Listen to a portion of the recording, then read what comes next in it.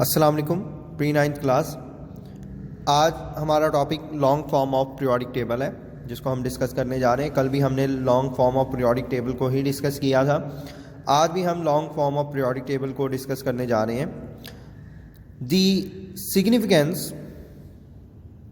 significance of atomic number in the arrangement of elements in modern periodic table lies in the fact that as electronic configuration is based upon atomic number, so the arrangement of elements according to increasing atomic number shows the periodicity या periodic function जो है वो एक ही बात है, यानी repetition of properties after regular intervals in the electronic configuration of the element that leads to periodicity in their properties. Hence long form of periodic table की definition यहाँ से, the arrangement of elements based on their electronic configuration created long form of periodic table. Okay, यहाँ तक। अब असल में हम periodic table में क्या क्या मौजूद है, रोज़ मौजूद हैं, कॉलम्स मौजूद हैं, ठीक है, ग्रुप्स और पीरियड्स के बारे में डिस्कस करने जा रहे हैं।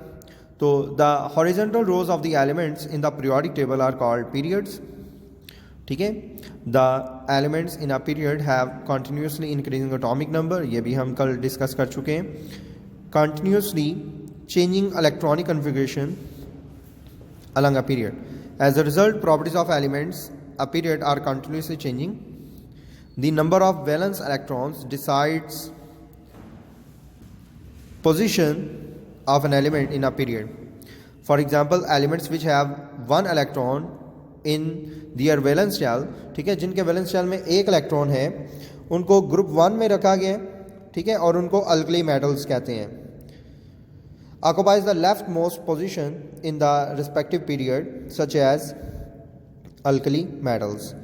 Similarly, the elements having 8 electrons in their valence shell, और जिनके वैलेंस शेल में 8 इलेक्ट्रॉन्स, मतलब उनके ऑक्टेट कंप्लीट होते हैं और वो फिर रिएक्ट नहीं करते, shell such as noble gases जो है उनको सबसे आखिर में यानी राइट मोस्ट पीरियड्स में रखा, अब ग्रुप्स में रखा गया।